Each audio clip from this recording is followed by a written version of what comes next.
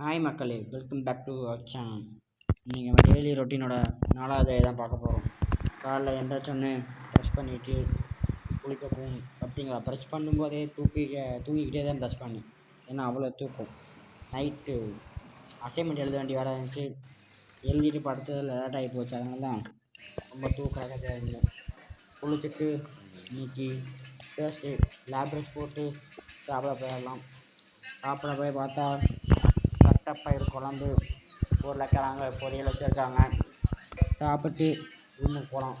ரூமுக்கு போயிட்டு அலசி பொருள் எடுக்கலாம். காலேஜுக்கு கிளம்பிட்டோம். காலேஜுக்கு போனோடனே ரீடெஸ்ட் இருக்குன்னாங்க.